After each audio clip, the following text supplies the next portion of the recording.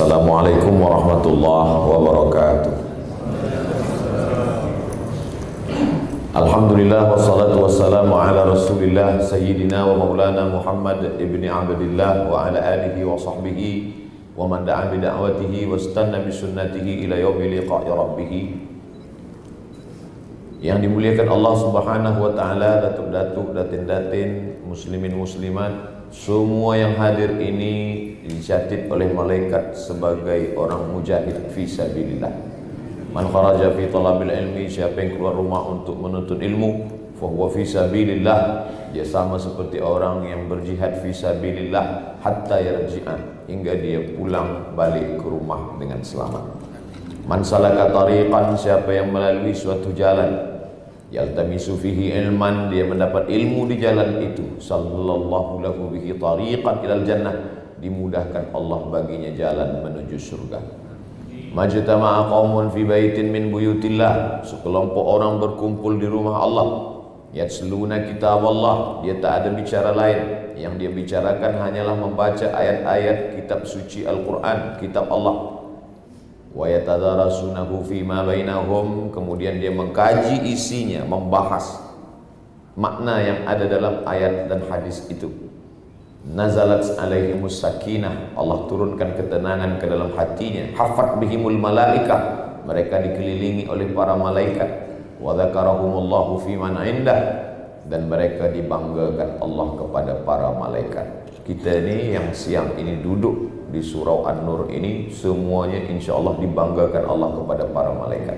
Amin ya rabbal alamin. Tajuk kita siang ini tiada tajuk. Sebab saya tengok tak ada tajuk.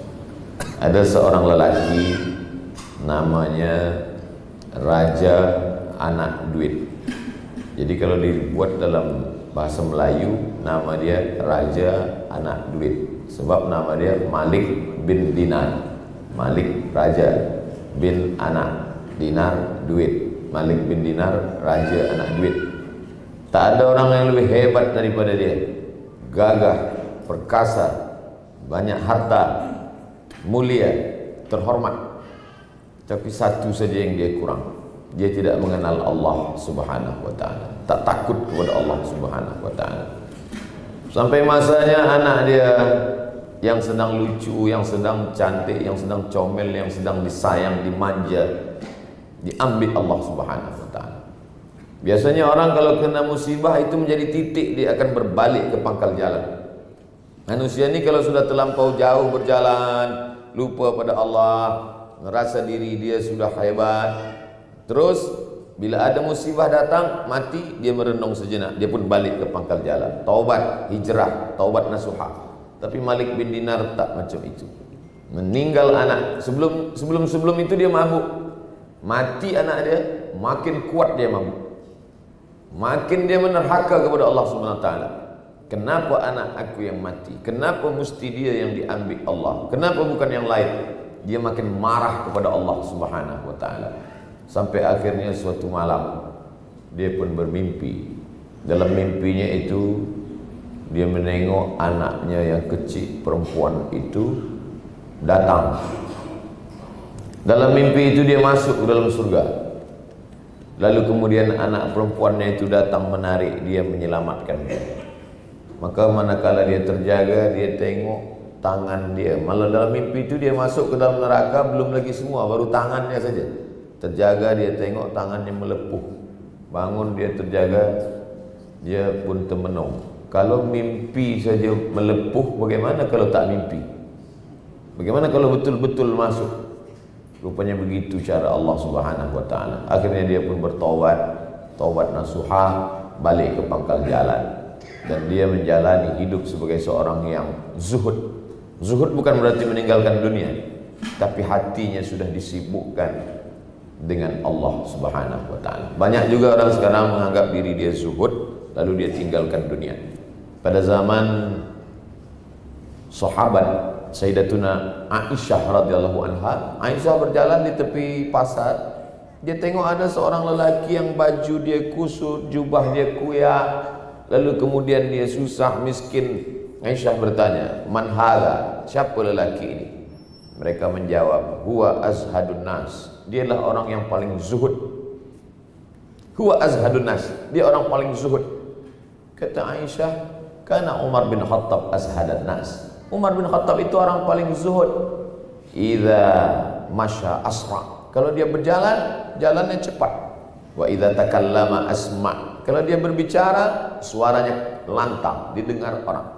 Wa idza daraba auja. Kalau dia memukul, pukulnya keras, menyakitkan. Berjalannya kencang, suaranya kuat, pukulannya keras. Padahal dia orang paling zuhud. Jadi jangan lagi kita berpikir bahwa zuhud meninggalkan dunia. Nama sifatnya zuhud. Orang yang zuhud itu disebut dengan zahid. Orang yang zahid hatinya sibuk. Bukan berarti orang yang zuhud itu tiada punya harta. Ada seorang ulama namanya Sufyan Ats-Tsauri. Sufyan Ats-Tsauri tinggal di Kufah. Sedangkan yang satu lagi ulama juga, kita kenal dengan mazhab Maliki. Nama dia Malik bin Anas. Dia duduk di kota Al-Madinah Al-Munawwarah. Malik bin Anas mufti. Dia punya kereta kencana, ada kereta kuda yang hebat, mewah, rumah dia besar, harta dia banyak. Sedangkan Imam Sufyan Ats-Tsauri duduk di Kufah, dia hidup zuhud, hidup sederhana. Lalu kemudian Imam Sufyan Ats-Tsauri berkirim surat, wahai Malik bin Anas, bukankah kita ini ulama dan kita ini hidup mengikuti cara Rasulullah SAW, tidak menyibukkan diri dengan harta? Kenapa engkau hidup begitu berlebihan? Dia kirim surat. Begitu ulama zaman dulu, bila ada tak kena mengena, dia buat surat, dia kirim. Bukan macam orang sekarang, dia tak suka, dia cakap di YouTube. Bila kita tak suka, kita nak bagi nasihat, kita kirim dia surat, atau kita jumpa, kita bagi tahu. Begitu caranya. Bukan kita permalukan dia di depan orang banyak. Kalau engkau bagi nasihat berdua, maknanya engkau ingin memperbaiki dia. Tapi kalau engkau bagi nasihat dia di depan orang ramai, itu maknanya engkau ingin mempermalukan, menjatuhkan marwah dia. Maka Imam Sufyan Ats-Tsauri, dia bijaksana, dia hikmah, dia kirim surat. Surat itu dibalas oleh Imam Malik bin Anas. Kata Imam Malik bin Anas, kereta yang cantik, yang mahal, yang indah itu hanya di tanganku, tapi tak sampai masuk ke dalam hatiku. Ini cara kalau kereta tuan-tuan mahal, mana tahu ada orang kritik nanti. Kereta ni mahal, dia tak sampai ke hatiku, hanya di tanganku sahaja. Tapi ingat, kata-kata itu disaksikan Allah Subhanahu wa ta'ala. Betapa mudahnya menggerakkan lidah yang tak bertulang, tapi bagaimana Allah tahu apa yang ada dalam hati, dalam perut kita, dalam otak kita, dalam perasaan kita. Begitulah mereka memahami hidup.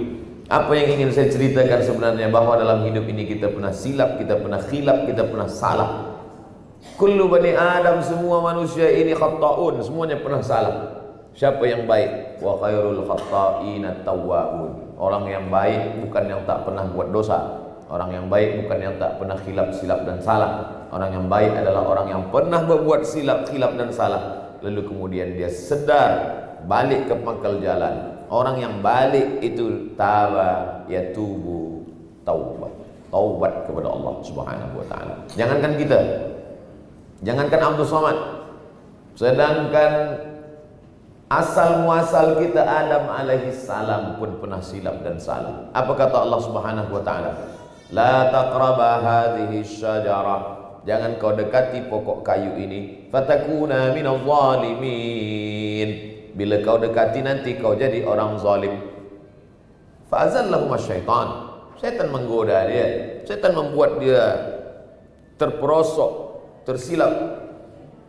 Lalu kemudian apa kata Adam alaihissalam? Mengaku, kalau salah mengaku, Rabbana zalamna anfusana wa illam taghfir lana wa tarhamna lanakunanna minal khasirin. Ada setengah orang mengkritik. Kata dia, Ustaz Abdul Somad, kenapa manakala kita baca doa ni orang mengaminkan? Biasanya kalau amin itu kan ada permintaan. Rabbil firli, ampunkan aku, amin. Warhamni, rahmati aku, amin. Allahumma hdini fiman hadait, beri aku hidayah, amin. Wa'afini fiman afait, beri aku kebaikan, amin. Tapi dalam itu mana ada doa? Dalam itu tak ada permintaan. Itu hanya pengakuan saja. Rabbana zalamna anfusana, kami sudah buat zalim. Wa illam taghfir lana, kalau kau tak ampuni kami, wa tarhamna, kalau kau tak rahmati kami, lanakunanna minal khasirin, pastilah kami termasuk orang yang merugi. Nabi Adam malu meminta kepada Allah. Nabi-nabi itu banyak yang malu minta kepada Allah. Nabi Adam tak minta kepada Allah, dia hanya mengaku saja. Rabbana zalamna anfusana wa illam taghfir lana wa tarhamna lanakunanna minal khasirin. Nabi Ayub pun tak meminta. Nabi Ayub hanya mengaku saja, Rabbi anni massanyad dur wa anta arhamur rahimin. Mati untanya, mati kambingnya, mati binatang semua peliharaannya, mati tanamannya, kering, habis hartanya. Selepas itu semua hilang, anak pula mati. Tinggallah satu saja, Siti Rahmah yang mendampingi dia. Selepas itu datang pula penyakit, berulat kulit daging. Sampai akhirnya kata Siti Rahmah, mintalah kepada Allah wahai Ayub. Kata Ayub, aku malu mengadu kepada Allah. Bagaimana mungkin aku mengadukan Allah? Aku tak ridha kepada Allah. Begitu orang dulu. Mengadu kepada Allah pun dia malu. Orang sekarang mengadu ke Instagram. Macam mana kita tauhid kita kepada Allah? Maka akhirnya dia tak mengadu, dia hanya sedang bercerita. Apa kata Ayub? Rabbi anni massaniyad dur wa anta arhamur rahimin. Ya Allah, aku kena penyakit ya Allah. Engkau maha penyayang di antara yang tersayang. Engkau maha pengasih di antara yang memberi kasih. Tak ada dia minta, sihatkan aku ya Allah. Tak ada. Kita baru demam-demam sikit berdoa, tak sihat, marah pada ustaz pula. Oleh sebab itu maka yang paling utama adalah akhlak. Akhlak kepada manusia penting, tapi akhlak kepada Allah Subhanahu wa ta'ala. Lalu bagaimana dengan mereka yang pernah silap salah? Maka balik ke pangkal jalan. Ada seorang lelaki, kerjanya siang mabuk, malam mabuk, harta banyak, buat salah, buat silap, buat dosa. Kerja dia silap, salah, dosa, silap, salah, dosa. Pagi dosa, siang dosa, malam dosa, macam makan ubat. Akhirnya sedang mabuk, balik suatu malam, hujan lebat. Manakala dia nak sampai ke rumah, dia tengok air hujan mengalir, ada tulisan kertas kuyak. Di tulisan itu tertulis Bismillahirrahmanirrahim. Rupanya dia sedang mabuk, agak-agak sedar sikit sebab kena air hujan. Dia ambil tulisan itu, dia tempelkan di dinding kamar dia. Lepas itu dia pun tertidur. Manakala dia tertidur, dia mendengar suara. Apa kata suara itu? Wahai Bishri. Nama dia Bishri. Wahai Bishri, sebagaimana engkau telah memuliakan namaku, maka hari ini akan aku muliakan namamu, wahai Bishri. Maka dia terkenal sebagai seorang yang zuhud, hidup kerana Allah, dan dia malu memakai selipar, kasut, alas kaki di atas muka bumi Allah. Orang yang tidak menggunakan alas kaki disebut dengan hafi. Maka dia dikenal dengan Bishri al-Hafi. Si Bishri yang malu memijakkan kakinya di atas tanah Allah dengan memberi alas kerana ingin bertaubat kepada Allah Subhanahu wa ta'ala. Apa maknanya? Ada satu-satu sesi dalam hidup kita ini, kita pernah larut, kita pernah lupa, kita pernah silap, kita pernah salah, tapi ada titiknya kita akan berbalik. Sama seperti tawaf, 7 putaran, 1 putar, 2 putar, 3, 4, 5, 6. Ada masanya kita berhenti. Berawal di Hajar Aswad, ditutup pula di Hajar Aswad. Tak selamanya kita akan terus. Bila kita teruskan ini, kita lupa, kita lalai, maka malaikat maut sudah mengintai. Satu hari, satu malam, 70 kali, 70.000 kali malaikat maut memandang wajah kita. Malaikat maut memandang wajah kita 70.000 kali, ingin mencabut nyawa kita. Manakala dia minum khamar, dia pakai dadah, dia berjudi, dia berzina, dia buat haram, dia nak cabut sudah. Kata Allah Ta'ala, tunggu dulu, masa belum sampai lagi. Kenapa Allah tak tunjukkan saja? Kenapa tak nampakkan saja? Falyadhaku qalilan walyabku katsiran. Nabi SAW lalu di sebuah makam. Lalu Nabi mendengar azab kubur. Kata Nabi, aku mendengar, kamu tak mendengar. Aku melihat, kamu tak melihat. Aku memandang, kamu tak boleh memandang. Kata sahabat, kenapa kami tak boleh mendengar yang engkau dengar? Kami tak boleh melihat apa yang engkau pandang. Kata Nabi, kalau kamu pandang yang aku pandang, kamu dengar apa yang aku dengar, sudah lama kamu mati. Allah sayang. Makanya Bismillahirrahmanirrahim. Rahmanir Rahim. Allah Maha Kasih, Allah Maha Sayang. Dia tak nampakkan, dia tunjukkan saja kecil daripada tanda-tandanya itu. Maka mudah-mudahan kita bertaubat. Wallahi demi Allah, inilah astaghfiru ila rabbi wa atubu ilaih. Aku bertaubat kepada Allah dan beristighfar mi'ata marrah, 100 kali sehari semalam. Nabi yang maksum, yang tak ada dosa, yang tak pernah buat maksiat, bertaubat beristighfar kepada Allah 100 kali sehari semalam. Kita yang banyak silap, banyak salah, banyak dosa, istighfar selepas solat 3 kali.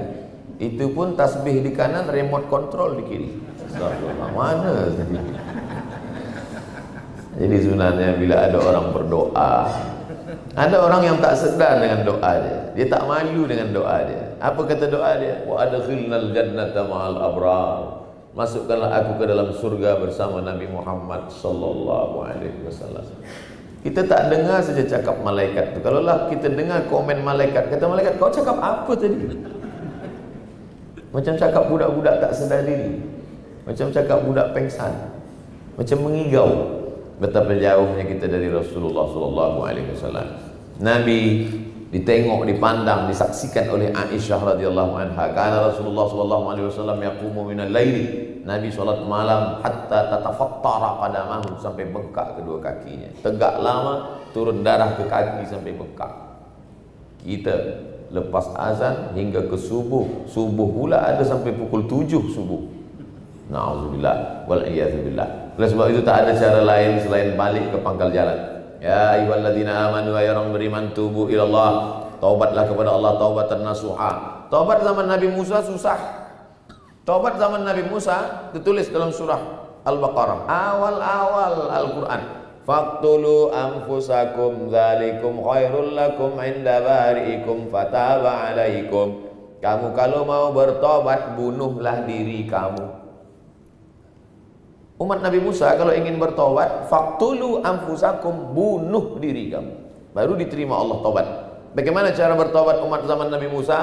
Ambil parang panjang, cari yang orang ingin bertobat juga, cari kawan-kawan. Kau nak bertobat? Iya. Kalau gitu kita sama-sama tobat ya. Aku cincang engkau, kau cincang aku. Cuma yang jadi masalah, kita jujur, kawan tak jujur. Atau dia jujur, kita tak jujur. Aku bunuh engkau, kau bunuh aku, serentak dengan nama Allah. Mati baru diterima taubatnya. Faqtulu anfusakum, bunuhlah diri kamu. Fataba alaikum, Allah baru menerima taubat kamu. Begitu umat Nabi Musa. Tapi umat Nabi Muhammad sallallahu alaihi wasallam, bagaimana cara dia bertaubat? Senang saja. Ma min muslimin yuznimu dzamban, kalau ada orang yang silap salah, buat dosa, semua yatatahhar, mandi. Summa yusalli rak'ataini, sembahyang salat sunat taubat 2 rakaat. Usalli sunnatat taubat raka'ataini lillahi ta'ala. Macam mana saya nak sembahyang Ustaz? Saya dah lama tak sembahyang. Bacaan-bacaan tak ada hafaz. Ada bacaan lama lupa, bacaan baru belum dapat. Iftitah tak ingat. Iftitah pun dah lama, 20 tahun tak sembahyang. Iftitah pun tak ingat. Fatihah ingat. Fatihah takkan tak, Fatihah tak ingat. Fatihah ingat. Ayat apa ingat? Kulhu. Rakaat pertama kulhu. Rakaat kedua kulhu lagi. Nanti malaikat catat rakaat pertama kulhu, rakaat kedua sama. Usalli sunnatat taubat raka'ataini lillahi ta'ala. Allahu akbar. Sama macam tahiyatul masjid. Summa yastaghfirullah. Selepas itu beristighfar kepada Allah. Illa ghafarallahu lah. Allah ampunkan silap salah dosanya. Mandi. Elok mandi, basah semua, habis, bersih. Apakah perlu pakai bunga 7 tangkai? Tak. Ini bukan bomo. Minta ampun kepada Allah Subhanahu wa ta'ala. Orang yang baru masuk Islam pun mandi. Orang yang lepas dari penyakit gila pun mandi. Orang yang hendak diobati dengan diganggu jin syaitan, ruqyah pun mandi juga. Digilingkan pakai daun sidir. Bahasa Arabnya sidir, bahasa Melayunya bidara. Orang Malaysia sebut bidara. Diambil daun bidara, giling, kemudian masukkan ke air, disiramkan. Selepas disiramkan, jin tak keluar juga. Ditanya, kenapa engkau tak keluar? Sebab yang menyiramkan pun sama macam aku juga ulah dia. Ada beberapa tempat macam tu. Oleh sebab itu bukan salah daun bidara, bukan salah ayat kursi. Sebab ada kaedah mengatakan sesama hantu dilarang saling menghalau. Oleh sebab itu maka masalah mandi ini bukan hanya setakat mandi maaf, mandi wiladah, mandi uzur, tapi juga mandi bersih. Islam mengajarkan itu semua, bersih zahirnya, bersih batinnya, barulah dia menghadap Allah beristighfar. Paling elok astaghfirullah, lebih panjang astaghfirullahalazim alladzi la ilaha illa huwal hayyul qayyum wa atubu ilaih. Seelok-eloknya sayyidul istighfar, Allahumma anta rabbi la ilaha illa anta khalaqtani wa ana 'abduka wa ana 'ala 'ahdika wa wa'dika mastata'tu a'udzubika min syarri ma sana'tu abu laka bi ni'matika 'alayya wa abu bi dhanbi faghfir li fa innahu la yaghfiru dzunuba illa anta. Oh, panjang betul Ustaz.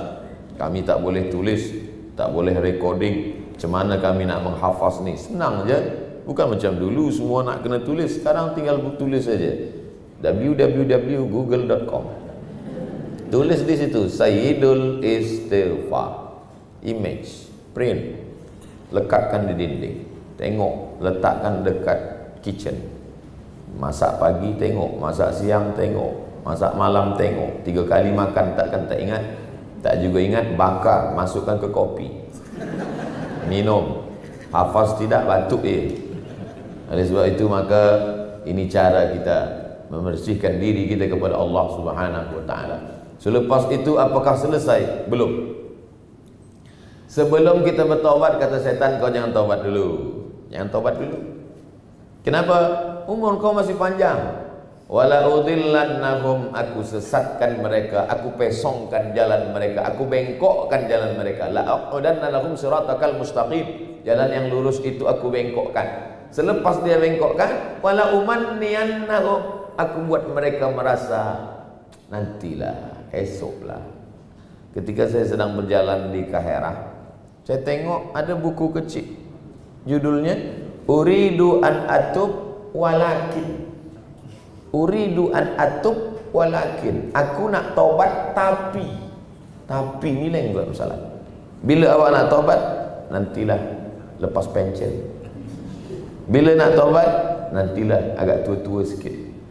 Bila nak taubat, nantilah kalau tak viral lagi.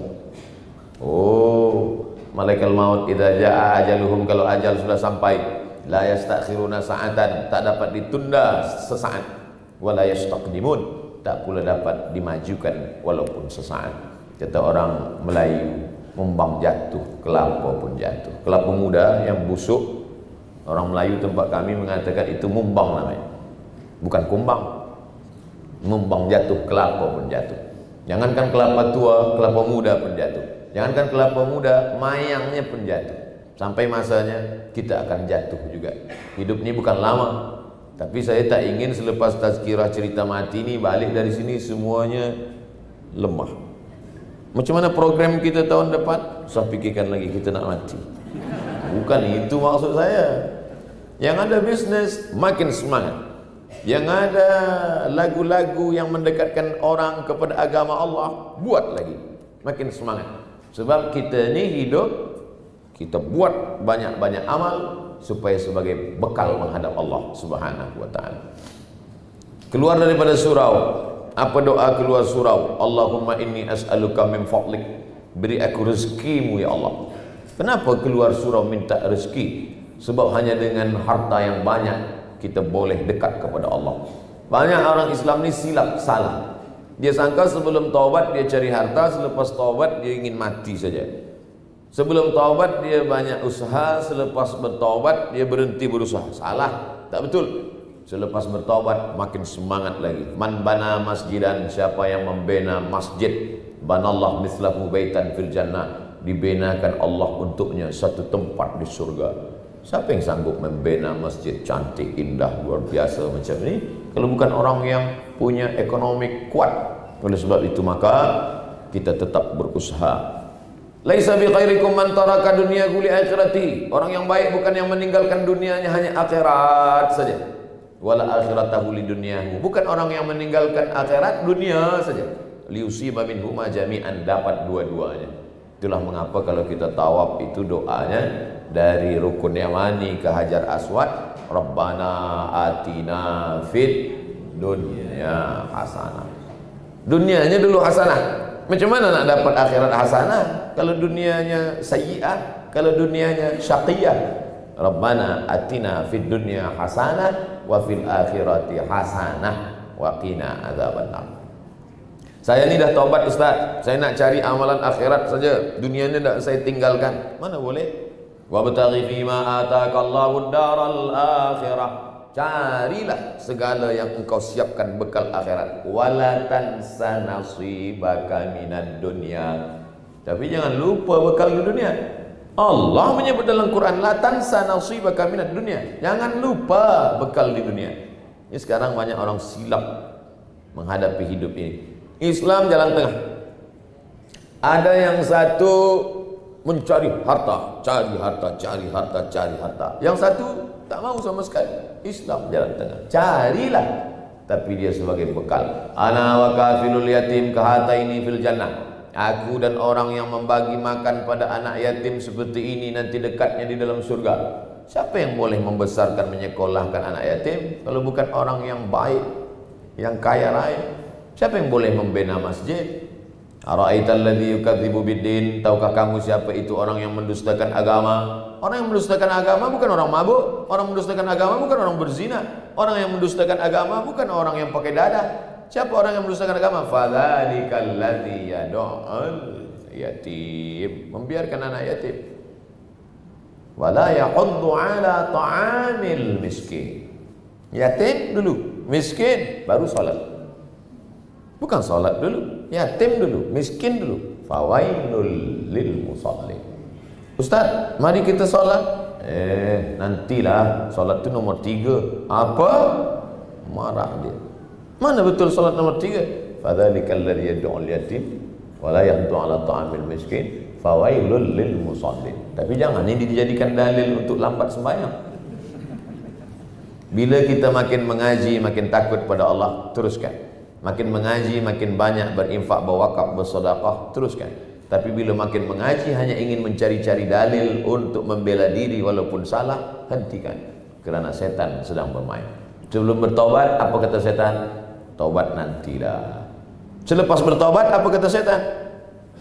Walakin fit tahrish inna syaitana qad ya'isa an ya'budahul musallun. Setan sudah putus asa.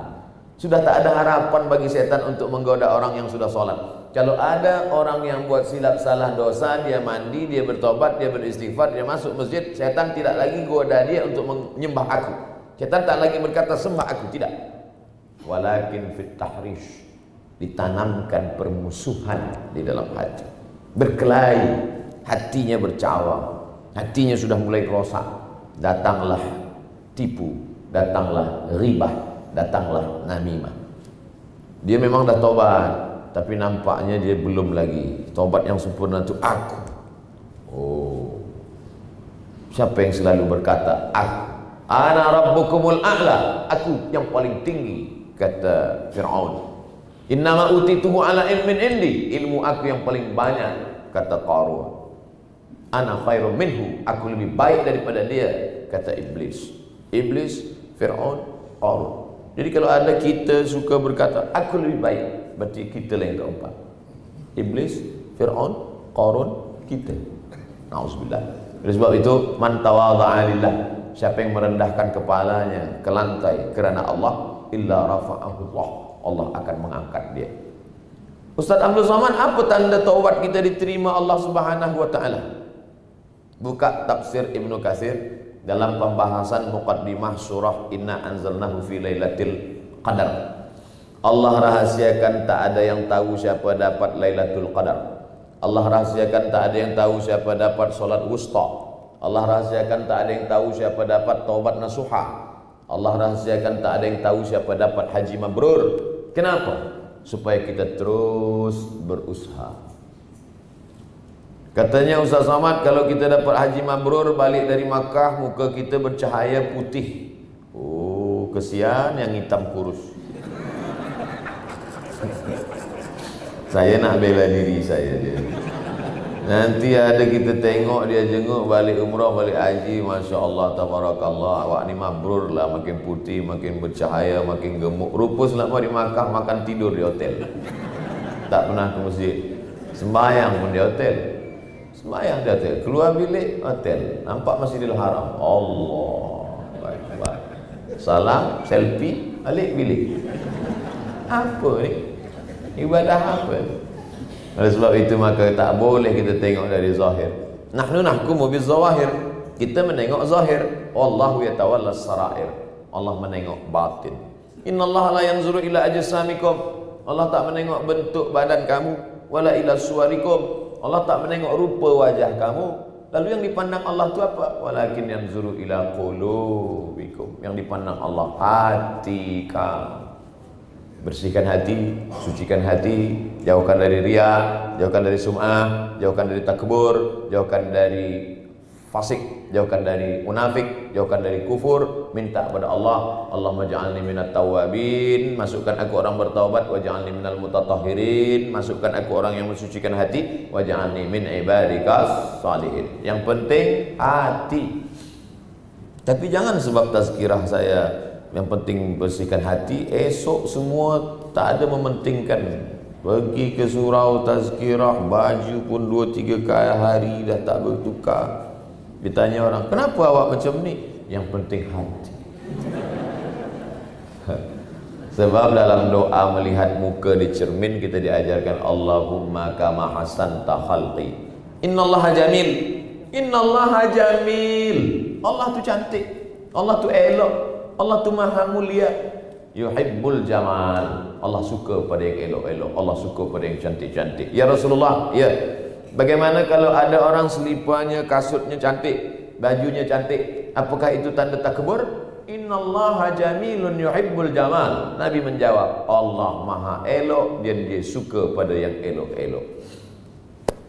Apa yang keluar dari mulut ustaz masa menengok dinding surau An-Nur ni elok, lampu dia elok? Apa yang keluar dari mulut? Subhanallah, Masya Allah. Kita suka pada yang elok-elok.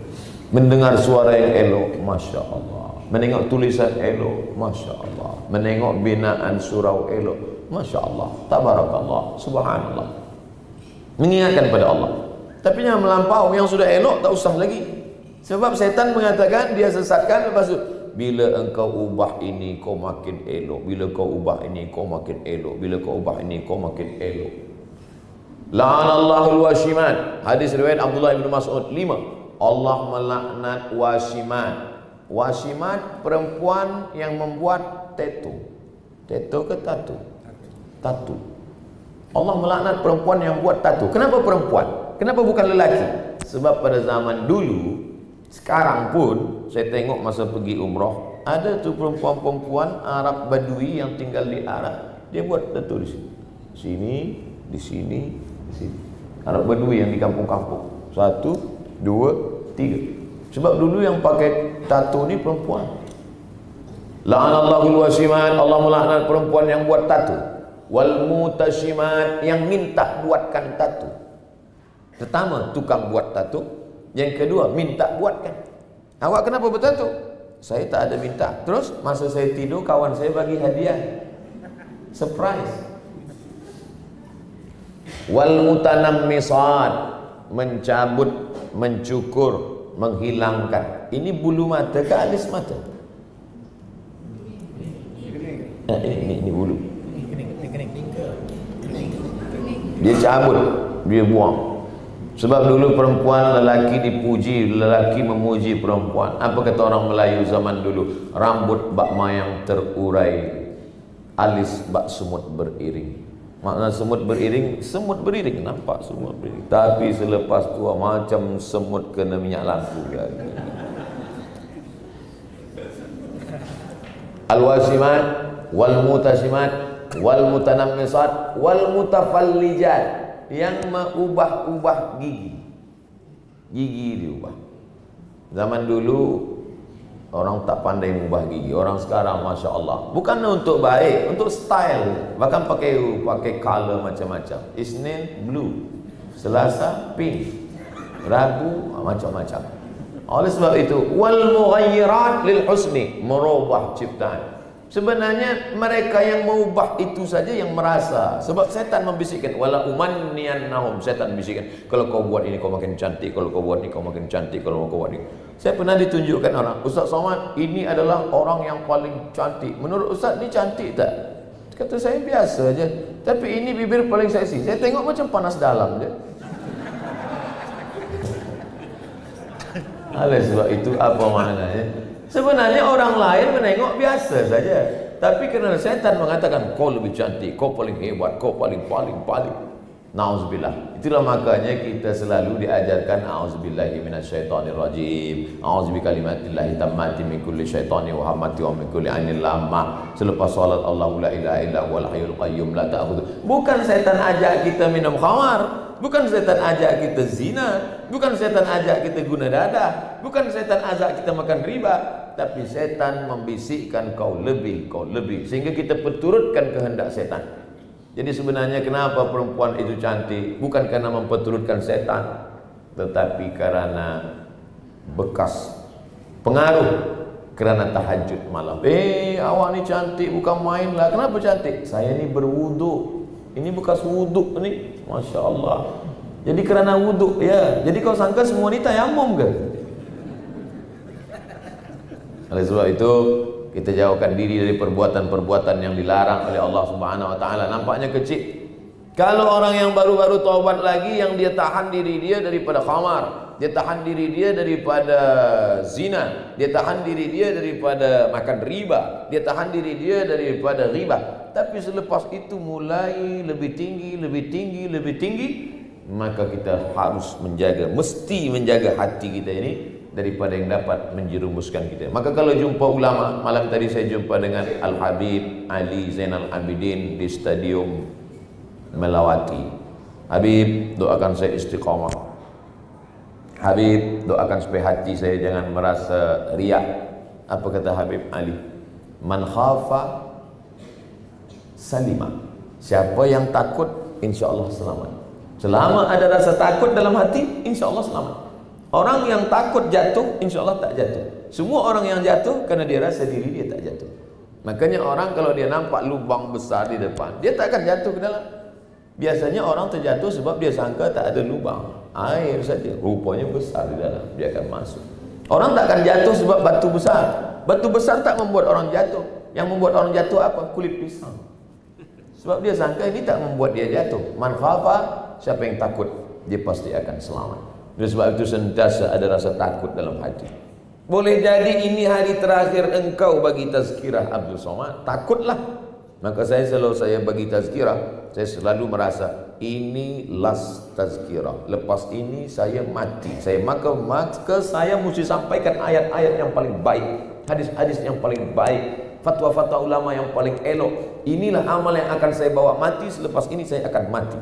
Rupanya saya tak mati. Maka maknanya Allah bagi saya kesempatan lagi. Malam nanti saya akan, kalau dibagi Allah umur panjang, malam nanti saya akan tazkirah di kuis. Maka itu adalah tazkir saya yang terakhir. Semalam petang saya sangka itu tazkirah saya yang terakhir bersama Profesor Dr. Datuk Izhar. Saya sangka yang terakhir. Rupanya tidak. Hari ini saya masih jumpa lagi dengan beliau. Masya Allah, tabarakallah. Dari mana Ustaz berfikir bahawa ini yang terakhir? Yang bagi tahu tu bukan saya, Nabi. Kata Nabi, sallu salatal muwaddi'. Kalau kau sembahyang, solatlah seakan-akan itu solat yang terakhir. Nanti bila kita solat asar, itu solat kita yang terakhir. Boleh jadi umur kita tak sampai maghrib, maka kita akan sangat khusyuk. Ini solatku yang terakhir ini. Allahu Akbar, Allahu Akbar kabira, walhamdulillah katsir. Hurufnya betul-betul. Inna solati. Kenapa? Kerana ini yang terakhir. Tapi orang sekarang satu nafas iftitah Fatihah ayat. Kenapa engkau cepat macam ni? Esok masih ada lagi. Ada. Dunia ni insya-Allah esok masih ada lagi. Tapi apakah kita masih ada? Tak ada garanti. Siapa yang menjamin? Berapa banyak orang yang dia sangka tak mati, dia mati menghadap Allah Subhanahu Wa Taala. Kawan saya sama-sama belajar, sama-sama bermain, sama-sama mandi di sungai, jatuh, mati, meninggal dunia. Abdul Somad sampai hari ini masih hidup lagi. Apa yang diinginkan Allah? Allahumma ja'alil hayata ziyadatan lana fi kulli khair. Kalau kau takdirkan aku hidup sampai esok pagi, jadikan hidupku itu sebagai bertambah amal soleh. Wa ja'alil mauta rahatan li min kulli syarr. Kalau kau takdirkan aku mati malam ini, jadikan mati itu sebagai berhenti daripada berbuat segala dosa-dosa. Orang Islam tak pernah bersedih hati. Orang Islam tak pernah takut, tak pernah kecil hati, tak pernah khawatir. Panjang umur, banyak amal. Mati, berhenti buat dosa. Apa yang dikhawatirkan? Mati jangan takut, tapi jangan sampai pula terlampau berani mati. Lepas dari ini dia tekan ni kereta ni, tangkap polis. Kenapa? Mati jangan dicari. Maknanya kita tetap ada ikhtiar, ada usaha. Itulah Ahlus Sunnah wal Jamaah, ada ikhtiar. Orang yang tak ada ikhtiar berlepas saja. Ya Rasulullah, ya, ini unta ni aku tambatkan dulu baru aku masuk masjid atau aku lepaskan saja? Kata Nabi, iqilha wa tawakkal. Tambatkan dulu baru bertawakal.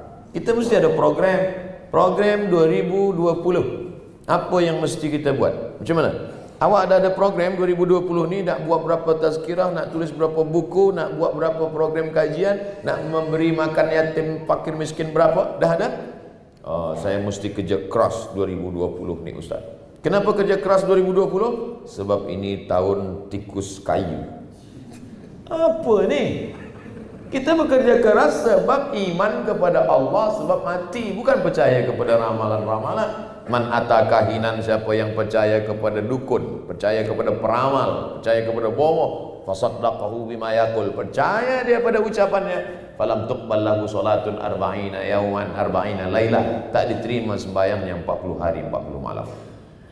Man atakahinan, siapa yang percaya kepada bomoh, percaya kepada dukun, percaya kepada peramal, faqad kafara bima unzila ala Muhammad, maka kafirlah dia kepada apa yang sudah diturunkan kepada Nabi Muhammad sallallahu alaihi wasallam. Oleh sebab itu kita bekerja keras, bukan kita percaya kepada peramal, bukan kita percaya kepada dukun, tapi kita percaya bahawa kita akan hidup, selepas ini kita akan mati, dan selepas mati yang dibawa hanyalah amal. Apa kata Haji Sa'ad? Dia tengok baju saya, cantik baju Ustaz ni. Sebenarnya yang puji ni banyak, cuma saya senanglah, dia kata cantik. Tinggal, semua tinggal. Apa yang kita sayang, tinggal. Sayangilah apa yang kau sayang. Fa innaka mufariquhu, tapi sampai masanya kau akan meninggalkan dia, berpisah.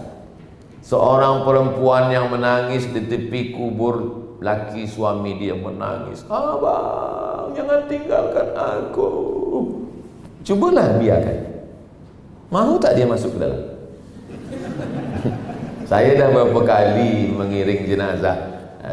Banyaklah saya tengok bila perempuan menangis di tepi kubur tu, nak ikut ke dalam, ditahan. Yang lain lah, jangan puan, jangan. Saya diam aja, saya nak cuba. Betul ke dia nak masuk? Cubalah masuk. Tak usah lama-lama, 2 malam je tahan. Mana ada? Dia acting je. Sampai hati Ustaz. Makanya perempuan makruh hukumnya mengiring jenazah. Maka perempuan di rumah saja. Tapi bila dia ikut, tak sampai pada haram, dia makruh. La'anallahu zawaratil kubur. Allah melaknat perempuan yang ziarah kubur. Tapi cuba tengok sewahnya mubalaghah. Mubalaghah makna zawaratil kubur. Anak dia meninggal, pagi dia datang, duha dia datang, zuhur dia datang, petang dia datang, malam dia datang. Tiap-tiap hari datang hanya ingin membuat diri sedih-sedih, tak boleh. Tapi kalau ziarah untuk ingat mati, boleh. Perempuan yang terlampau suka beli ini, belanja ini, lupa anak yatim, lupa fakir miskin, memang elok selalu ziarah. Bawa ziarah ini. Bawa ziarah pagi, ziarah siang, ziarah malam, supaya lupa shopping. Oleh sebab itu, alhaakumut takasur, kamu lalai dibuat takasur. Takasur dari kata kasir. Kasir artinya banyak. saling berbanyak-banyak, banyak harta, banyak anak, banyak ini, banyak. Sampai bila kita lupa alhaakumut takasur hatta zurtumul maqabir, sampai kamu ke kubur barulah kamu lupa. Lau kana libni adam wa adam wa lau kana libni adam wadiyan min dhahab, kalaulah anak Adam manusia itu punya satu lembah dari emas, ini bukit, ini gunung, ada lembah, semua isinya emas, latamanna ayyakuna lahu wadiyan akhar, dia akan minta pada Allah, bagilah satu lagi ya Allah. Ada dua, bagi satu lagi Allah. Ada tiga, bagi satu lagi Allah. Walan tamla fahu illa turab, sampai mulutnya diisi tanah. Malakana mulut diisi tanah, barulah dia berkata, nak lagi? Inam. Oleh sebab itu, Masya Allah, wa tawasaw bil haq wa tawasaw bis sabr, saling ingat mengingatkan. Hari ini Abdul Somad ingat, maka dia bagi ingat. Mungkin esok saya lupa, siapa yang mengingatkan saya? Ni recording ni semua mengingatkan saya. Ustaz Somad, ya, ingat dulu Ustaz Tazkirah di An-Nur. Ingat, apa yang Ustaz cakapkan? Saya tak ingat. Ni, tonton Ustaz. Oh ya, astagfirullah. Ada masanya kita ingat. Jangankan Abdul Somad, Umar bin Khattab pun lupa. Dia cabut pedangnya. Siapa yang mengatakan Muhammad mati, aku pancung kepalanya? Siapa berani melawan Umar bin Khattab? Siapa yang mengatakan Muhammad SAW mati, aku pancung kepalanya? Lupa dia. Datang Abu Bakar Siddiq membacakan ayat, wa ma Muhammadun illa rasul. Muhammad bukan Tuhan, dia hanya seorang rasul. Qad khalat min qablihi rusul, rasul-rasul yang lalu sudah mati. Afa immata, kalau Muhammad SAW meninggal dunia, au qutila, atau dia dibunuh orang, inqalabatum ala aqabikum, apakah kamu akan balik kepada agama kamu yang lama? Wa may yanqalib ala aqibaihi falan yadurrallaha syai'a, siapa yang balik kepada agamanya yang lama, dia tinggalkan Islam ini, maka Allah tak rugi walau sikit pun. Jatuh pedang Umar bin Khattab. Orang kalau sudah terlampau sayang, terlampau cinta, hilang ayat, hilang hadis, hilang tazkirah, maka kita mengingatkan. Ini dalam rangka mengingatkan wa tawasaw bil haq wa tawasaw bis sabr. Apa yang Ustaz tengok dari tadi ke depan? Dah pukul 4.30. Saya start 3.30, sekarang saya start 2.30, sekarang 3.30. 60 minit. Sama yang tertulis di sini, 600 ml. Cuma di surau An-Nur ada pula bonus tambahannya lagi. Ini maknanya soal jawab. Ini tazkirah 60 minit. Di UKM semalam 30 minit tazkirah, 30 menit soal jawab. Apalah yang Ustaz sampaikan tadi, itulah dia. Sebab dia tak guna tajuk, sembang-sembang, cerita-cerita. Tapi insya Allah yang diceritakan adalah ayat Quran, hadis Nabi, fatwa ulama, sejarah orang-orang soleh, yang tujuannya selepas ini hidup kita berkualiti dan kita istiqamah dan berakhir dengan husnul khatimah, insya Allah. Itulah yang boleh saya sampaikan pada kesempatan ini. Yang baik-baik datang dari Allah, yang tak baik dari hamba Allah yang dhaif. Ada soalan-soalan saya akan jawab. Kalau boleh saya tahu, saya beri jawapan. Kalau saya lupa tak boleh menjawab, nanti saya bawa balik ke Riau, saya akan jawab, akan direkod video, diupload di Ustaz Abdul Somad Official. Jangan lupa subscribe, like and share. Terima kasih. Assalamualaikum warahmatullahi wabarakatuh. Tanya soalan boleh dekat mic yang berada di tengah luar. Yang mana yang berada di sekitar saya boleh ambil mahu ayat. Silakan kepada yang nak tanya soalan.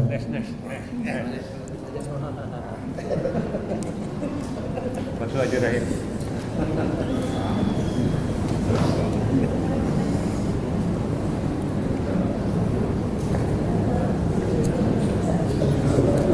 Bismillahirrahmanirrahim. Assalamualaikum warahmatullahi wabarakatuh. Waalaikumsalam.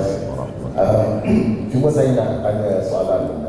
Saya rasa pernah juga orang yang tanya, tapi untuk nak meyakinkan lagi untuk soalan ini, dari segi hidup zaman yang dunia tak bersepadan, seseorang itu menghantar satu mesej ataupun satu benda yang boleh mendatangkan fitnah ataupun memang sengaja oleh fitnah.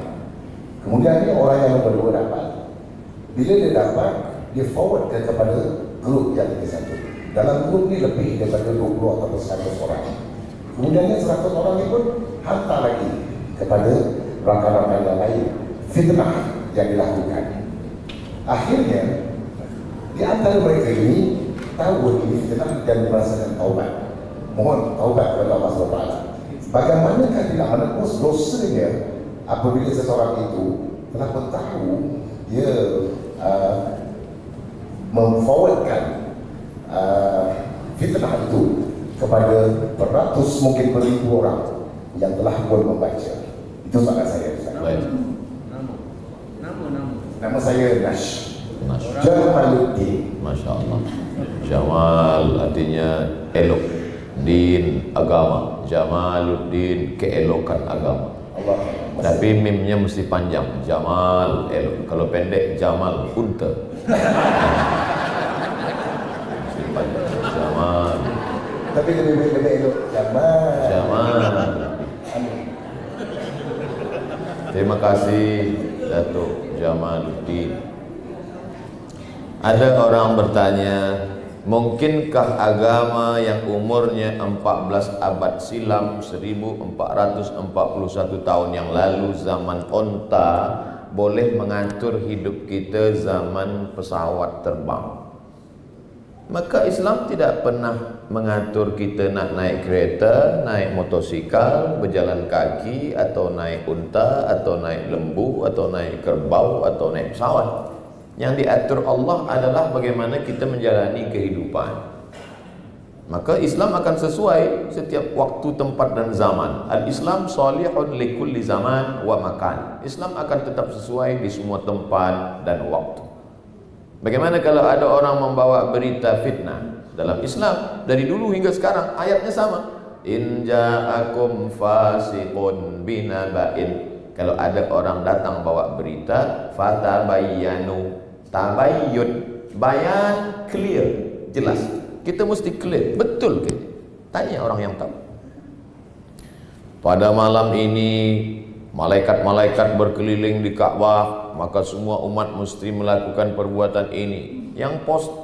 Yang posting berita itu di FB, halaman Facebook, dia tulis dari Ustaz Abdul Somad.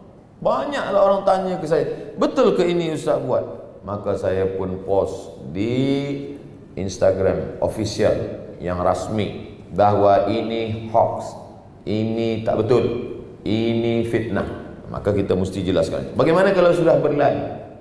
Kirimkan berita ini kepada 20 number WhatsApp group. Bila tidak awak kirimkan 20, maka akan datang 20 penyakit. Ini nak nakut-takutkan kita.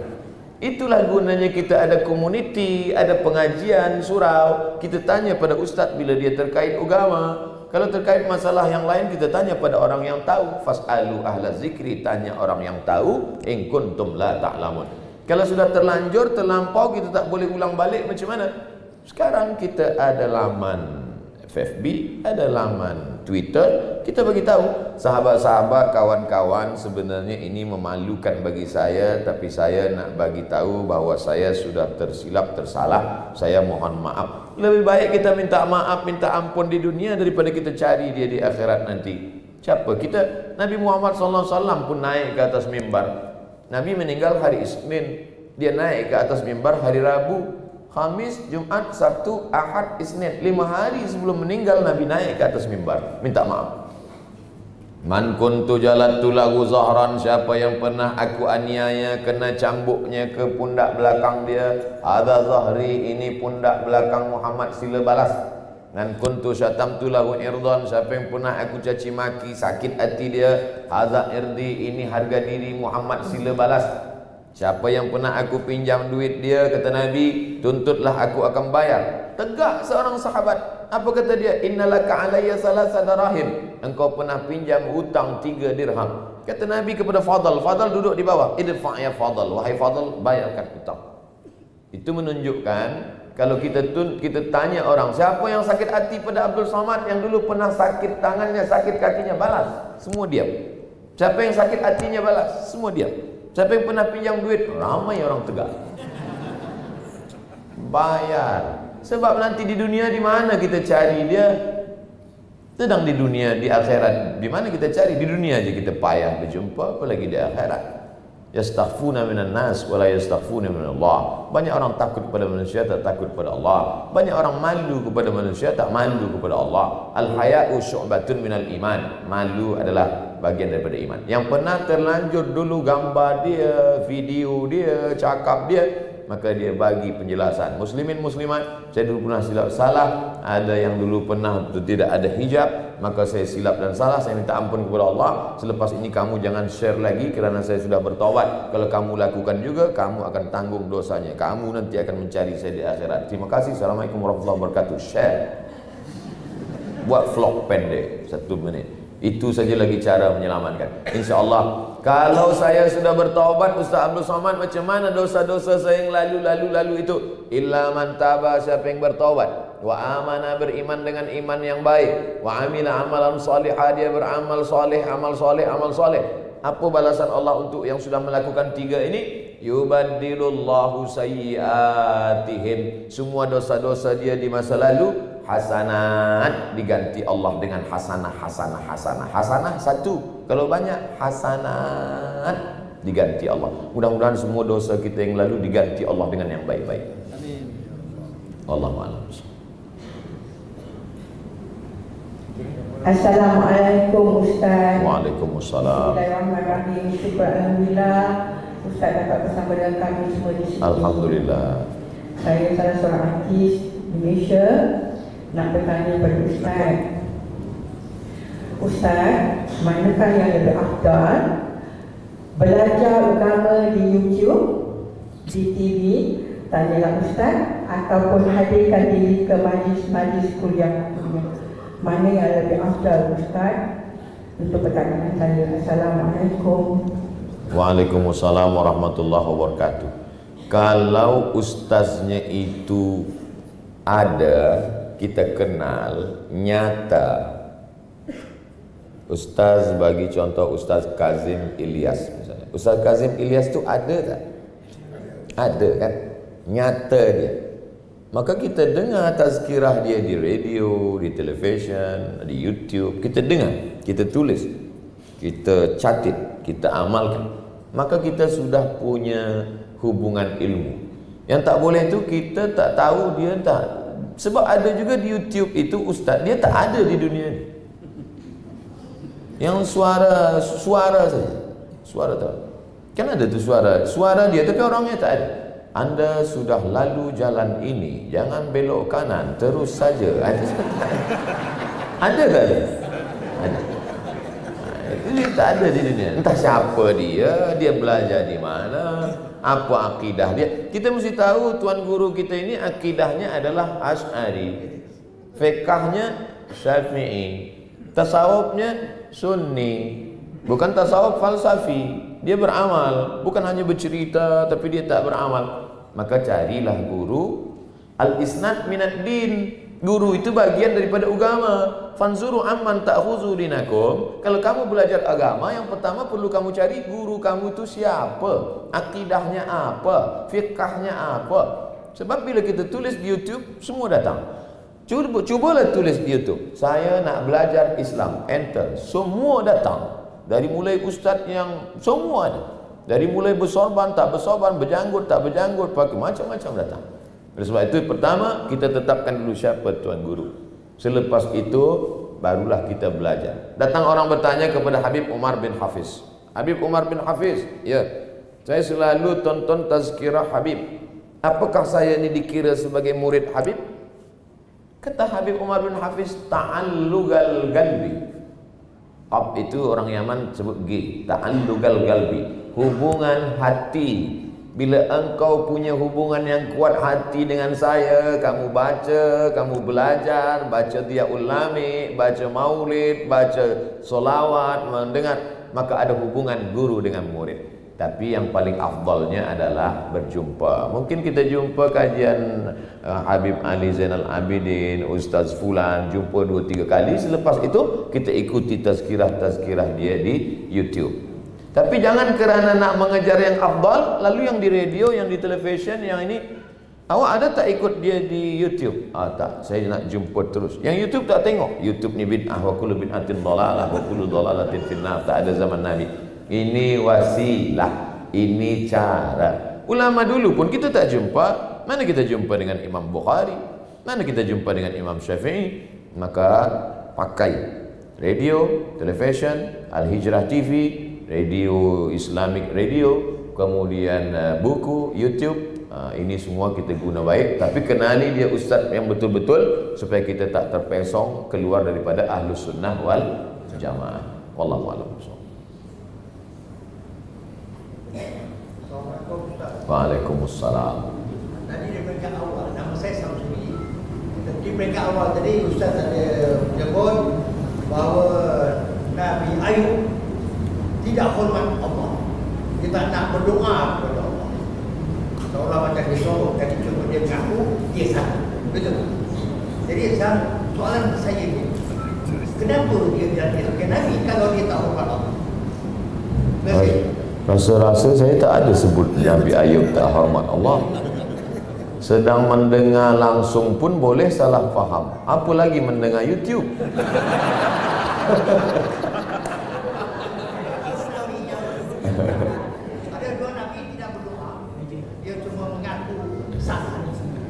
Mereka malu meminta kepada Allah, malu mengadu kepada Allah. Orang yang malu mengadu kepada Allah itu akhlaknya tinggi.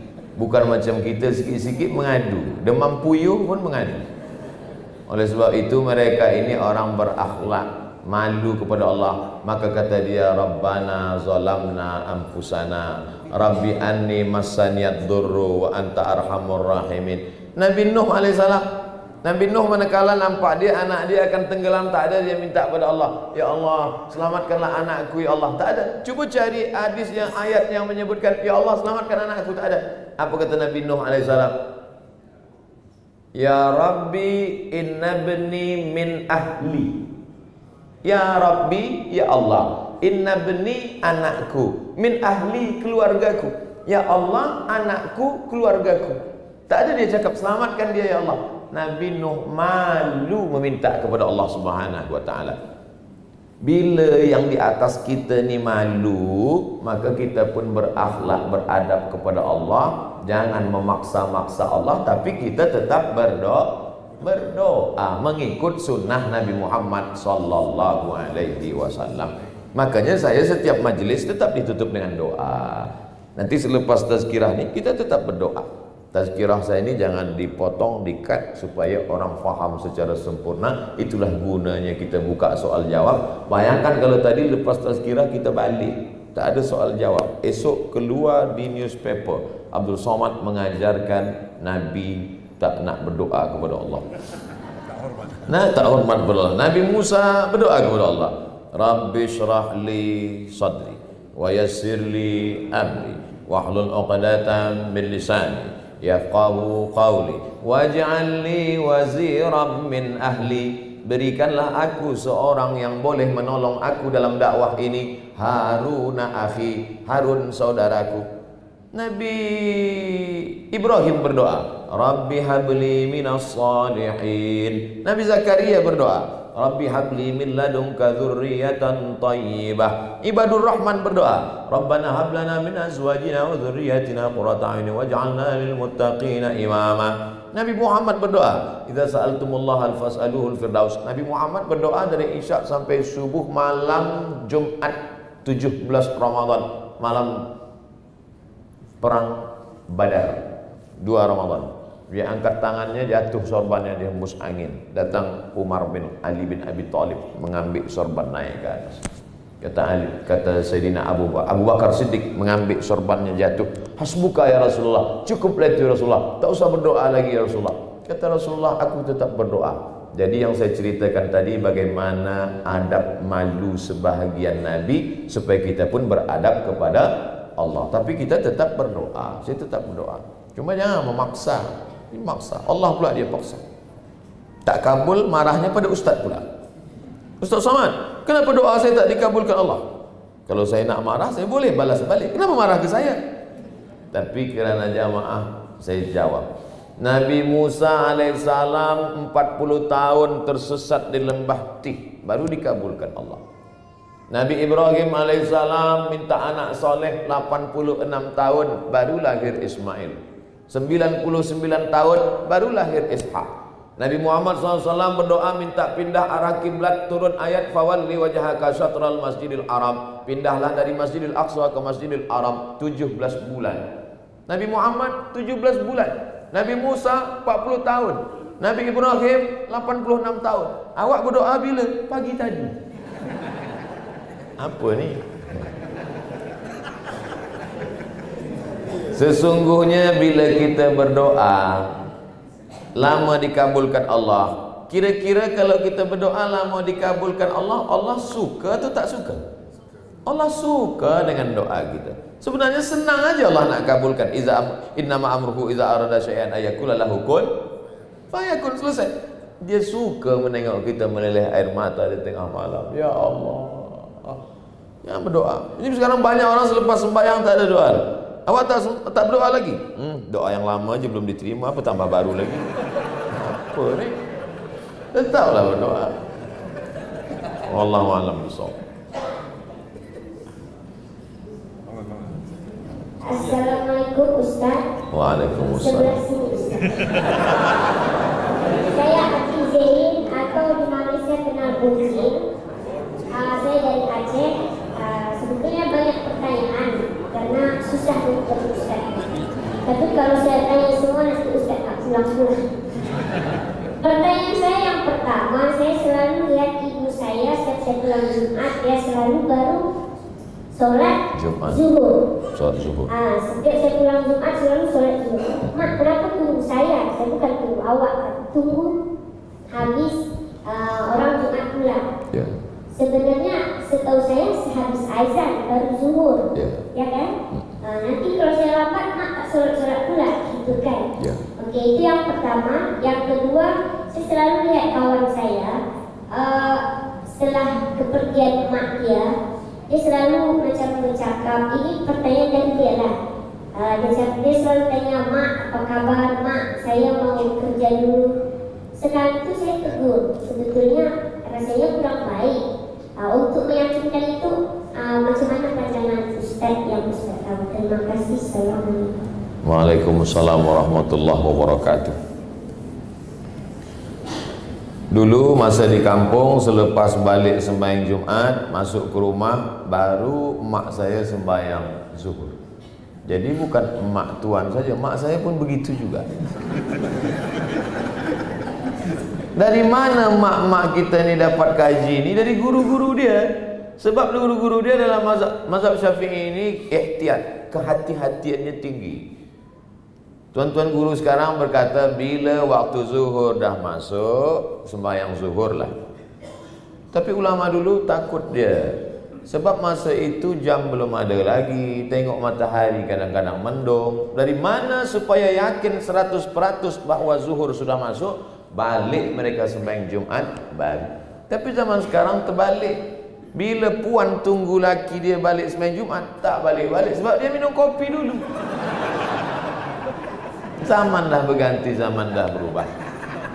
Jadi sebenarnya hukum asalnya macam mana Ustaz? Hukum asalnya bila dah masuk azan maka boleh solat zuhur. Guna azan itu dua. Pertama, masuk waktu. Kedua, memanggil orang, menjemput orang datang ke masjid. Tapi, mana tahu puan nanti pergi ke Madinah, pergi ke Makkah hari Jumat. Sebenarnya perempuan tetap salat Jumat. Perempuan yang salat Jumat tak wajib. Tapi bila dia salat Jumat, maka fardu zuhurnya sudah gugur. Rupanya puan sampai ke Madinah hari Jumat. Sampai airport hari Jumat. Terus saja ke hotel. Nak datang letih atau nak tunggu kunci koper segala macam, dia dengar azan. Allahu Akbar, Allahu Akbar. Terus saja dia salat Jumat. Tidak sah. Sebab azan pertama di Makkah Madinah belum masuk waktu. Azan pertama hari Jumat di Makkah Madinah. Maka kalau tuan pula yang lelaki nanti solat Jumat di masjid Makkah Madinah, azan pertama saya tengok dia tegak. Awak sembahyang apa? Sembahyang qabliyah Jumat. Mana ada qabliyah sebelum masuk waktu? Makkah Madinah, bila masuk waktu azan kedua. Maka yang paling kuat menunjukkan waktu dah masuk bila dia balik. Tapi hukum asalnya bila dah masuk waktu. Cara yang paling selamat. Macam mana kita tahu masuk waktu dah? Senang je, tulis. Waktu solat Kuala Lumpur. Enter. Dia bagi tahu. Masuk dah waktu. Masuk, tak perlu tunggu siapa balik. Solat zuhur. Puan nanti datang ke Riau. Waktu solat Pekanbaru Riau. Masuk waktu zuhur, semayang. Usolli fardhu zuhri raka'ataini qasran majmu'an ilaihil asri jam'an taqdiman. Sebab musafir jamak taqdim. Jelas? Yang kedua, meninggal mak kita, meninggal ayah kita. Selepas itu dia nak pergi bekerja, lalu dia cakap, "Mak, aku pergi kerja dulu ya, Mak."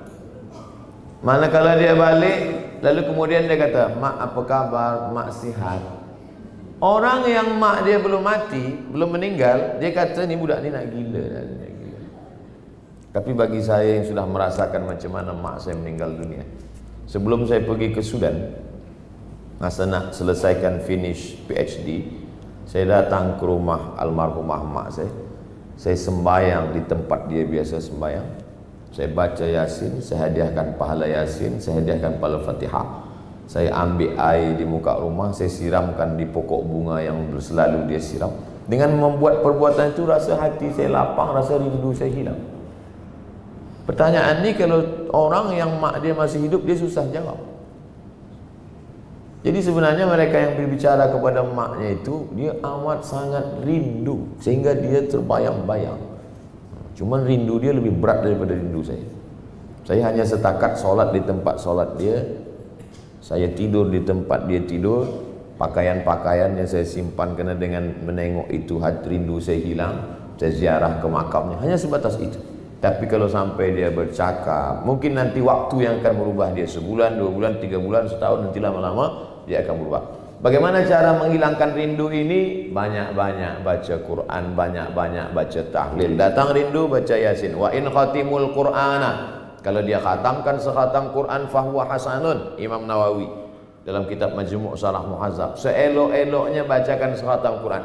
Datang rindu, kawan tu jangan suruh lagi dia bercakap-cakap gitu, takut nanti dia disesatkan setan terus ikut. Datang rindu, buka Quran, baca Quran. Saya tak boleh baca Quran, baca Yasin. Tak boleh baca Yasin, baca Fatihah. Tak boleh baca Fatihah, matilah. Untuk almarhumah ma'al Fatihah. Beli beras, beli minyak, beli gula, beli semua, masukkan ke box, antar ke fakir miskin untuk wakaf almarhumah mak. Nampak masjid yang belum selesai, datang tanya pengetua pengerusi masjid, apa yang perlu saya tolong. Pergi ke kampung-kampung yang susah, tolong. Maka itu saja yang boleh menenangkan hati kita. Bagi yang kehilangan mak, kehilangan ayah, kehilangan keluarga, mudah-mudahan Allah Ta'ala bagi dia ketenangan hati, insyaAllah. Amin ya Rabbal Alamin. Wallahu a'lam.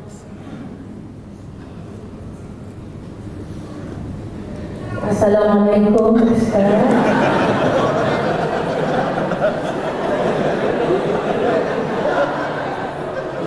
Dua kali saya terkejut.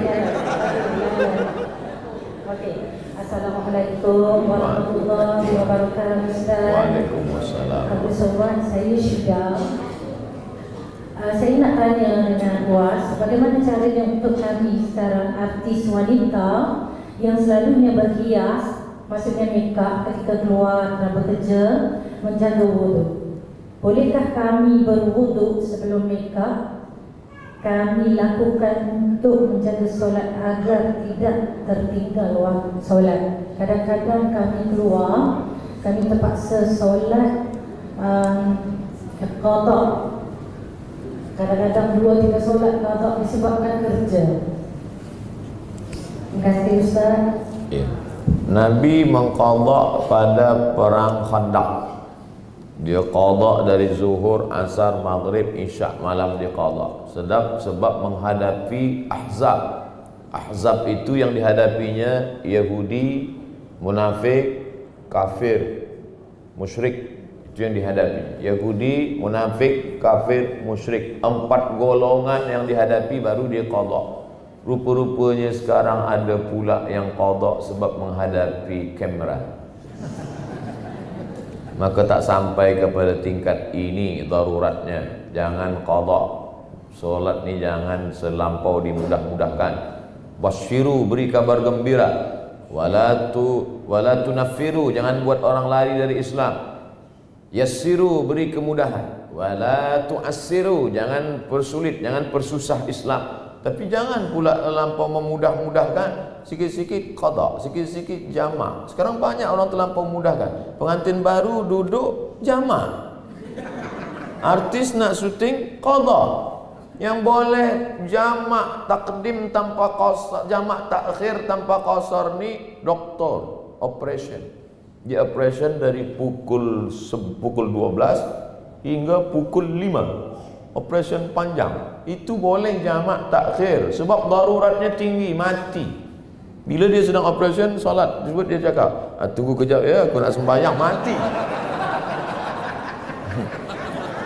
Maka dia jamak, tapi tetap tak ada qasar sebab tak ada safar.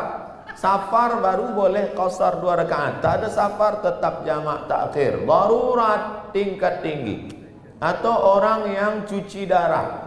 Ini 5 jam. 5 jam darah ni keluar lalu masuk balik. Itu 5 jam, tak boleh bergerak. Atau kemo. Darurat tinggi. Adapun syuting tak masuk dalam darurat tinggi. Maka mesti sembahyang bersama-sama. Artis lelaki sembahyang, artis perempuan bersembahyang, kameramen sembahyang. Sembahyang bersama supaya datang barakah. Saya dah sampaikan. Nak ikut, tak nak ikut, neraka jahanam dah siap. Wallahu a'lam bishawab. Ustaz ni cakap dia keras betul tak? Saya cakap saya hati lembut. Mudah-mudahan rezeki berkah. Yang kita cari ni apa? Rezeki dicari pagi, petang, siang, malam. Kalau tak ada berkah, berkah datang dengan solat. Tapi tanya juga pada Tok Mufti, tanya juga pada profesor-profesor. Jangan cakap Abdul Somad sahaja. Mungkin mereka lebih alim, lebih banyak kitab mereka. Itulah yang saya tahu. Wallahu a'lam bishawab. Baik, Datuk. Assalamualaikum Ustaz. Waalaikumsalam. Terima kasih banyak atas tazkirah yang santai tetapi bagus. Saya dah ikuti Ustaz 12 YouTube Ustaz. Masya Allah. Saya Adi Ibrahim, siap surau ni, siap dah 18 tahun dah. Jadi sebenarnya saya bukan pertanyaan tetapi nak berkongsi dan ada kaitannya dengan pertanyaan Puan tadi dengan Aziz. Saya difahamkan yang hari ini adalah tazkirah eksklusif untuk artis, di mana Ustaz akan menyampaikan apa yang baik kepada artis dengan harapan supaya artis yang mempunyai pengaruh tinggi, pengikut yang beribu-ribu boleh merubahkan apa yang sepatutnya di luar. Jadi saya rasa ini adalah satu amanah besar yang patut dipikul oleh semua artis, dan saya cuma berdoa dan berharap semua artis-artis yang ada di sini dan di luar sana dapat menyampaikan apa yang baik, sama daripada Ustaz Samad yang terdengar hari ini dan di YouTube yang sudah berpuluh-puluh tu. Kerana apa yang saya lihat, keadaan akhlak dan keadaan akhlak kita, akhlak anak-anak remaja kita di luar sana sudah agak kritikal yang perlu dibentuk semula, ya. Jadi saya rasa pihak artis boleh memainkan peranan yang penting. Kerana saya rasa mereka memikul amanah yang besar. Mereka sajalah, mereka adalah menjadi idola pada semua, dan apa yang mereka buat akan diikut. InsyaAllah. Terima kasih Ustaz. Terima kasih. Kalau saya bagi tazkirah pada 100 orang lelaki mendengar khutbah Jumat saya, itu yang betul-betul mendengar 50 saja. Yang 50 lagi sudah naik ke Sidratul Muntaha. Dari yang 50 itu, yang ingat kaji hingga balik tinggal 30. Yang 20 tertinggal di tepi jalan. Dari yang 30 yang pandai menyampaikan ke orang di rumah hingga 20. Dari yang 20, yang didengar oleh anak bini dia tinggal 10. Itu kalau saya sampaikan pada 100. Tapi kalau saya sampaikan tazkirah pada 10 artis, maka sama saya sedang menyampaikan kepada 10.000 orang. Sebab satu artis dia ada follower. Followernya ini terbagi dua, satu haters, satu lovers. Cuba tengok video YouTube soal jawab Ustaz Somad bersama Musawarah. Musawarah ni komuniti artis-artis taubat Indonesia. Soal jawab bersama orang biasa ditonton 200.000 orang. Tapi soal jawab yang sama bunyinya, jawapannya sama, ditonton oleh artis 3 juta orang. Sebab apa? Orang merasa tertarik, dia tengok thumbnail. Artis ni kalau dia baik, dia cepat masuk surga. Tapi ke neraka cepat juga. Tapi insya-Allah yang suka tazkirah yang hadir ni insya-Allah membawa umat kepada surga. Ini belia-belia kita semua, kalau sudah dia suka pada artis, dia tergila-gila pada artis, semua dia ikut. Cara makan artis dia ikut, cara minum, senyumnya pun dia ikut. Oleh sebab itu, artis jangan berfikir tentang diri dia saja, dia ada makmum yang ramai di belakang. Makmum itu bernama follower. Sila puan. Assalamualaikum Ustaz. Waalaikumsalam. Nama saya Nurul Hidayah. Saya bukan artis. Soalan saya, zaman yang sebelum moden ni, kita macam tadi ada soalan berbentuk macam mana kita nak menepis fitnah, ataupun kita dapat fitnah tu kita nak bertaubat dan minta maaf kepada orang yang kita sebarkan fitnah itu. Tapi pada pandangan saya sekarang ni kita kekurangan adab dalam menegur seseorang, Ustaz. Jadi soalan saya, pada pandangan Ustaz sendiri, adab untuk menegur seseorang itu macam mana, Ustaz? Utama sekali adab untuk menegur pemimpin, dan pemimpin sendiri untuk menegur orang-orang yang di bawah tu. Adab tu, topiknya adalah adab, Ustaz. Sebab saya rasa kita sekarang ni kekurangan adab. Sekian, Ustaz. Kawan-kawan, satu soalan daripada saudara saya sebelah kanan saya. Lepas tu kita habiskan Q&A. Kawan-kawan, last daripada saudara saya sebelah kanan. Lepas kita habis Q&A. Oh, ada lagi soalan? Saya jawab. Datanglah seorang lelaki mencaci maki Khalifah Harun Ar-Rasyid. Harun Ar-Rasyid, engkau jahat, engkau pemimpin tak adil, engkau mungkar. Kata Harun Ar-Rasyid, cuba tengok firman Allah tentang Musa kepada Fir'aun. Wa qula lahu qawlan layyina. Wahai Fir'aun, wahai Musa, bercakaplah engkau kepada Fir'aun dengan qawlan layyina, bahasa yang lembut. La'allahu yatadzakkara aw yakhsha. Mudah-mudahan dengan itu dia ingat pada Allah dan dia takut pada Allah. Kata Harun Ar-Rasyid, engkau tak sebaik Musa dan aku tak sejahat Fir'aun. Kenapa cakap engkau lebih kasar daripada Musa dan lebih menyakitkan daripada ucapan Musa kepada Fir'aun? Engkau tak sebaik Musa dan aku tak sejahat Fir'aun. Oleh sebab itu ada adab-adab. Kita ada ulama, kita ada parlimen, kita pula tinggal di negara demokrasi. Maka disampaikan melalui cara-cara yang sesuai dengan kehidupan moden, tanpa meninggalkan adab Islam, moral, Islamic morality, etik, akhlakul karimah. Maka insyaAllah bila kita sampaikan, innama anta munzir, wahai Muhammad SAW, engkau hanya menyampaikan saja, lasta alaihim bimusaitir, engkau tak ada kuasa untuk memaksa orang lain. La ikraha fiddin, tak ada paksaan dalam agama. Maka apa anta tukrihun nasa hatta yakunu mu'minin? Apakah engkau memaksa orang lain sehingga orang percaya? Nabi Muhammad SAW pun tiada daya untuk memaksa. Kita hanya jelaskan, qulil haqqa min rabbik, sampaikan yang hak itu dari Allah. Faman syaa'a falyu'min wa man syaa'a falyakfur. Siapa yang hendak ikut, siapa yang tak hendak tak ikut. Ancaman dari Allah Subhanahu wa taala. Mudah-mudahan kita tetap berpegang pada akhlakul karimah. Wallahu a'lam.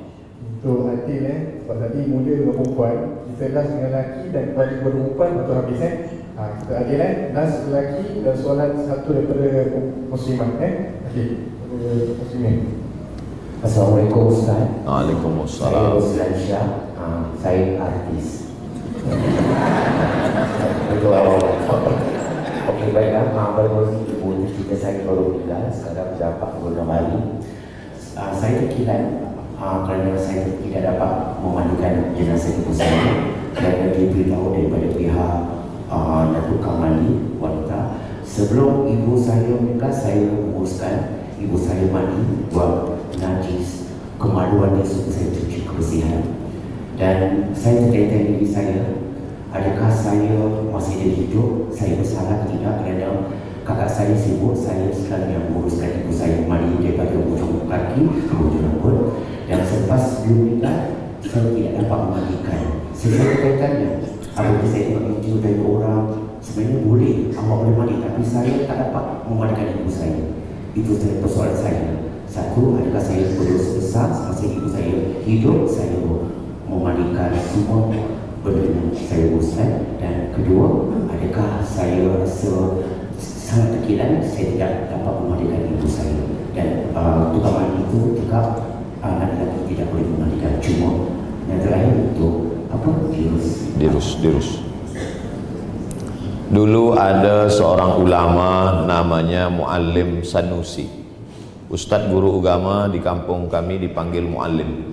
Muallim Sanusi ini menjaga mak dia. Mak dia sakit tua, dialah yang memandikan, membersihkan semua. Masa itu saya masih kecil lagi. Saya adik-beradik 2 orang saja. Saya anak pertama lelaki, adik saya lelaki juga. Kata mak saya, aku tak ada anak perempuan. Nanti bila aku tua sakit macam mak Muallim tu, kau siap tak mandikan aku macam Muallim saya? Kata saya, insya-Allah aku akan mandikan. Tapi kemudian rupanya mak saya tak sakit macam itu. Saya bagi tazkirah di Jawa, tanggal 17 saya pergi, March tahun lepas, tanggal 18 saya bagi tazkirah, tanggal 18 subuh dia meninggal dunia.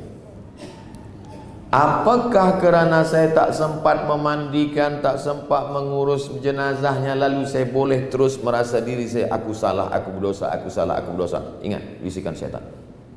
Bisikan syaitan ini 2. 1, merasa sudah berbuat baik padahal tak baik. Syaitan punya kerja. Merasa berdosa padahal tidak dosa. Itu kerja syaitan juga. Tidak memandikan ibu bukan kerana sebab melawan menderhaka. Ada orang yang membersihkannya, sudah sesuai fardu kifayah menurut syariat Islam, sudah dimandikan, sudah dikafankan, sudah disolatkan, sudah dikebumikan, maka jangan ada rasa berdosa. Yakinkan diri bahwa aku tak salah, aku tak derhaka, aku tak berdosa, aku sudah berbuat baik. Kuatkan hati. Datang rasa rindu, datang rasa risau, baca Quran. Dari maghrib ke isya 45 menit, azamkan dalam hati, aku mesti khatamkan Quran 1 juzuk. Selepas itu 1 bulan khatam.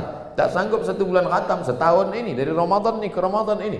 Setiap ada risau dalam hati, maka luahkan dalam doa. Allahumma firlaha warhamha wa'afiha wa'afu anha. Ada duit, belikan makanan, bagi kepada fakir miskin. Datang ke sekolah-sekolah tahfiz, bagi Quran, bagi makanan, bagi duit.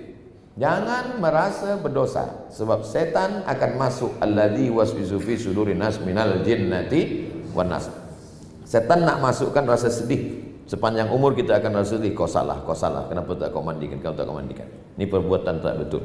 Maka yang boleh mengatakan salah adalah Quran Sunnah. Yang boleh mengatakan betul adalah Quran Sunnah. Perbuatan yang sudah dilakukan adalah betul dan tidak salah. Jangan merasa bersalah karena sudah sesuai dengan ajaran syariat Islam. Wallahu a'lam bishawab. Bismillahirrahmanirrahim. Assalamualaikum warahmatullahi wabarakatuh. Waalaikumsalam. Saya Heliza Nawi. Tadi Ustaz ada menyebutkan tentang kalau kita nak belajar atau follow Ustaz, istilah dia Ustaz Akidah Asy'ari. Jadi soalan saya adalah 2. Satu, macam mana kita nak tahu Ustaz itu adalah Akidah Asy'ari, Ahlussunnah wal Jamaah dan juga mazhab Syafi'i? Sebab kadang-kadang kalau kita tengok dekat YouTube, kita tak tahu Ustaz itu adalah Akidah Asy'ari ataupun tidak. Yang kedua pula adalah katakanlah Ustaz itu adalah bukan Akidah Asy'ari, tetapi dia punya poin sangat bagus yang dapat membuatkan kita rasa kita nak berubah. Dan bolehkah kita follow Ustaz yang bukan Akidah Asy'ari, dan bolehkah kita share kepada publik poin-poin ataupun ceramah daripada Ustaz itu? Wallahualam.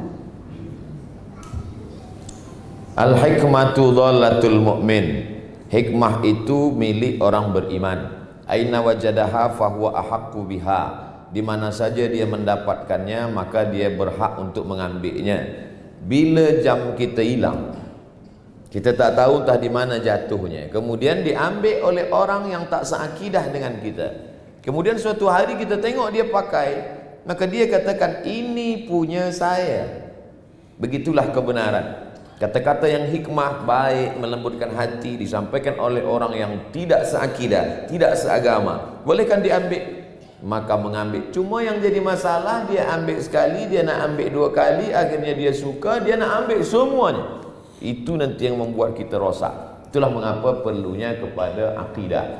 Adapun orang mengatakan tak penting akidah, yang penting dia baik, asal dia baik nanti Allah tak tanya akidah dia. Tak betul. Orang yang tidak akidah, asyhadu an la ilaha illallah wa asyhadu anna muhammadar rasulullah wa may yabtaghi ghairal islami dina, siapa yang mencari agama selain daripada ini, fala yuqbala minhu, dia tak diterima, wa huwa fil akhirati minal khasirin, di akhirat dia termasuk orang yang rugi. Oleh sebab itu maka kita tengok akidah. Dari mana kita tahu bahawa dia akidah Asy'ari, fiqhnya Syafi'i, tasawufnya Sunni? Cuba tulis di Google Ustaz Abdul Somad, nanti dia keluar nama, lahir 1977, umur 24 tahun. Dia belajar di mana, BA di mana, itulah kita ambil. Sebab bila dia tidak akidah Ahlus Sunnah wal Jamaah Asy'ari, kita khawatir, kita ikut, kita terpesong. Akidah inilah pokok pangkal daripada segalanya. Kalau dalam masalah dunia kita tak tengok akidah. Saya tak ada cakapkan ini siapa yang buat Sony ni, Ahlus Sunnah ke? Ini siapa yang buat? Tak ada. Kita tak tengok, ni masalah dunia. Tapi kalau sudah fatwa masalah agama, masalah keselamatan akhirat kita mesti tahu 3 pegangan. Saya boleh bagi tazkirah di Malaysia ini. Siapa bagi tazkirah? Tauliah. 2 bulan, 3 bulan sebelum datang mesti kirim sijil BA, sijil master. Dia tengok mana ni akidah dia apa. Bahkan di beberapa tempat dia panggil, Ustaz Abdul Somad, awak mesti menyampaikan akidah Asy'ari, fiqhnya mesti Syafi'i, tasawufnya mesti Sunni. Kalau keluar daripada ini, awak tidak lagi diberi izin untuk menyampaikan. InsyaAllah Malaysia akan tetap terjaga, kerana akan dijaga oleh usaha ini dan dijaga oleh Allah Subhanahu Wa Taala. Itulah yang boleh saya sampaikan. Bersyukur kepada Allah. Di akhir majlis mari kita berdoa. Ala hazihin niyah. Al-Fatihah.